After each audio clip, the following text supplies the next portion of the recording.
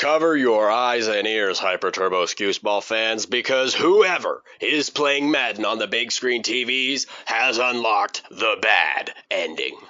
The super slate has been superset, and it will be the Philadelphia Eagles versus the Kansas City Chiefs. And for the newer Hyper Turbo Scooseball listeners, an Eagles-Chiefs final was the result during the inaugural season of the Lock of the Week, so forgive me if I have a bad case of deja vu. The Chiefs' win came from the referees flagging down the Bills like they missed a DOT inspection on the 401 highway. Patty the Batty Mahomes and his Zoomer haircut beat the Bills in the playoffs once again, even though both teams matched scores throughout the game. Yet, a Butker kick kept both teams apart as the Bills inevitably lost 29-32. The Philadelphia Eagles at least won their game with some gumption as Saquon Barkley ran for a hat-trick of touchdowns as Washington defender Lou Vu did his best flying clothesline maneuver.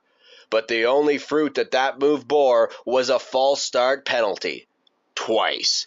The Eagles won in convincing fashion with 55 points scored for them on the board, and Washington scored way less. Poor Washington. So there's no real football on this weekend, and for the benefit of the listeners who are unfamiliar with ice hockey, the Lock of the Week heads to Indianapolis, where the Colts play for the WWE Royal Rumble. This WWE pay-per-view, I don't care if it's on Netflix, I'm not calling them premium live events. This WWE pay-per-view will be the first step on the long winding staircase to WrestleMania. The winner of the 30-man Rumble will get to take the elevator to WrestleMania. Though before we can figure out who's winning that Rumble, the Fortnite-sponsored Battle Royale, we have some other matches to wade through first. The Motor City Machine Guns are looking to win Tag Team Gold when they meet across the ring from Johnny Gargano and Tommaso Ciampa. Tomato and Garbanzo are most remembered for teaming up in NXT and having Meltzer-rated 5-star tag team matches. Then in NXT they split up and had Meltzer 4 3/4 star matches against each other, and then on the main roster they teamed up again in DX cosplay.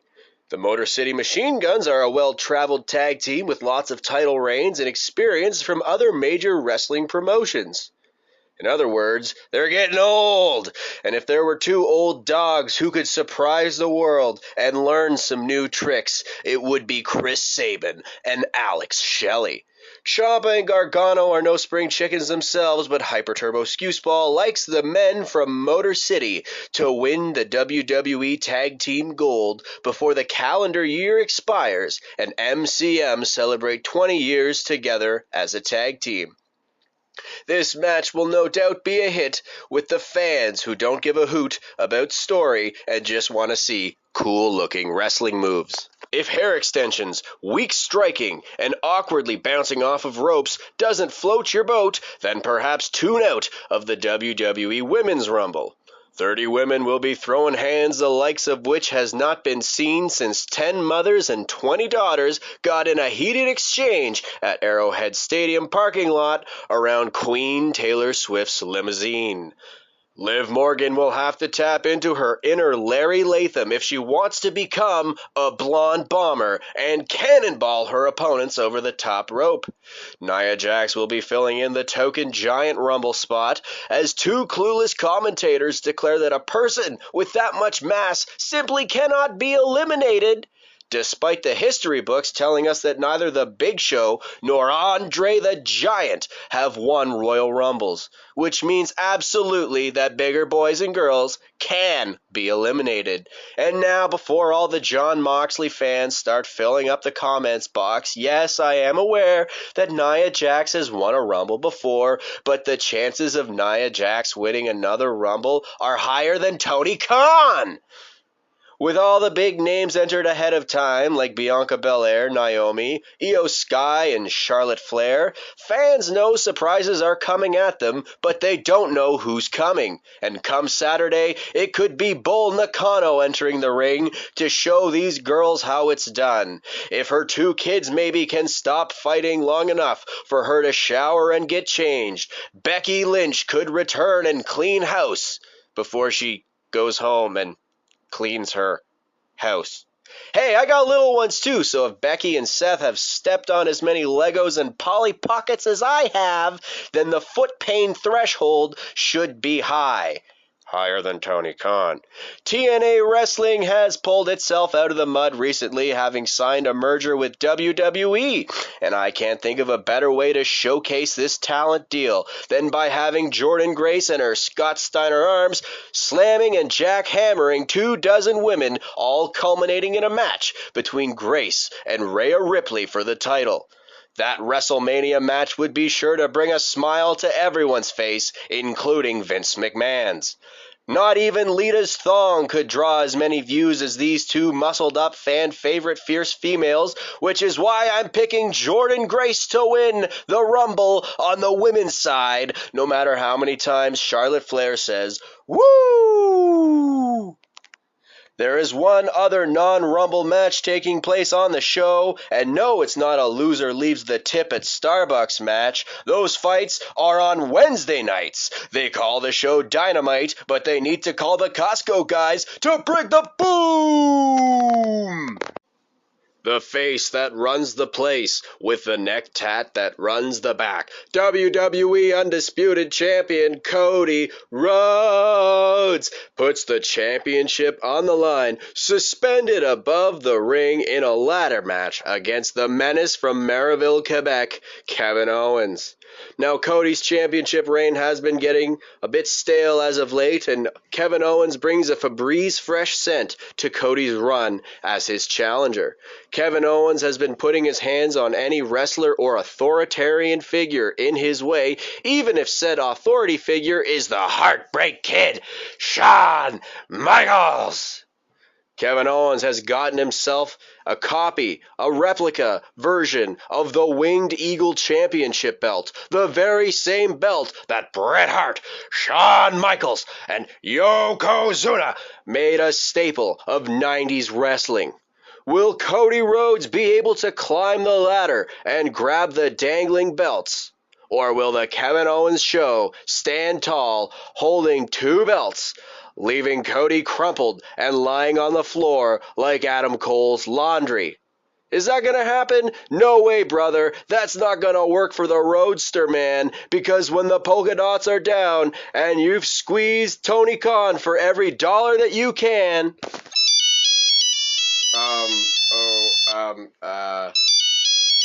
This is awkward. Ring, ring, Mr. Skuse. You thought just because the Houston Texans are eliminated from the NFL playoffs that I wouldn't call in to give some takes? You're talking about pro wrestling, Skuse. You think I would just not show up?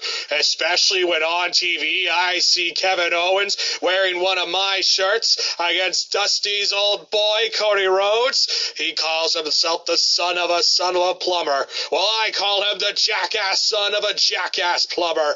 Kevin Owens will take it to Cody Rhodes. He will climb that ladder and he will retrieve the world championship, a belt that's been on Cody Rhodes for way too long, especially for a Rhodes boy. This is finally the opportunity for Kevin Owens to take that world championship and stick it to the Rhodes family. Now, quick ignoring my phone calls, Mr. Skuse. I got a lot to say about the big game next week, so you better not block my number, Skuse. You know, I don't know what I was expecting. Maybe Richard Nixon, or maybe even New England Patriots fan President Calvin Coolidge. So let's keep cool like Coolidge and get to the part that everybody wants to hear about, the Royal Rumble. 30 dudes with 30 attitudes will enter the ring sporadically, while Diesel and HBK watch the action on TV screens in the back. He may not be the biggest dude, but he has the biggest attitude. Can CM Punk win the Rumble and for the first time in his life main event a WrestleMania? I know, Tony. I'd fear for my life too if that ever happened. Perhaps a big lad from across the pond, from over where Kenny Dubbs lives in his neck of the woods, will stop CM Punk from winning the Rumble. Sheamus, Pete Dunne, and Drew McIntyre are all rough customers. One wouldn't want to get in between, and anyone could win this event. Even the elderly Ric Flair could come out of retirement, win the Rumble, and bleed all over Cody Rhodes in a 60-minute Iron Man match at the granddaddy of them all. So you know what? Let's call up a guy who won the Royal Rumble and went to the granddaddy of them all to main event. Let's call up the Hitman. Maybe he's gonna be in the Rumble. Let's find out. The Hitman, Bret Hart here, and this is a damn answering machine.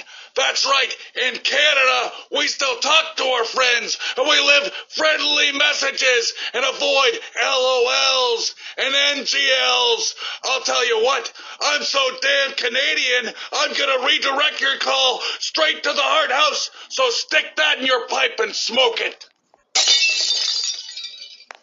Oh, look, a tin can and a piece of string. Well, I guess let's call the Hart House. The Royal Bumble? I think there's a chance Luthez or Frank Sexton could have a chance. Lord James Blears as well. I'd have to say, though, my money's on definitely on Lord Albert Mills.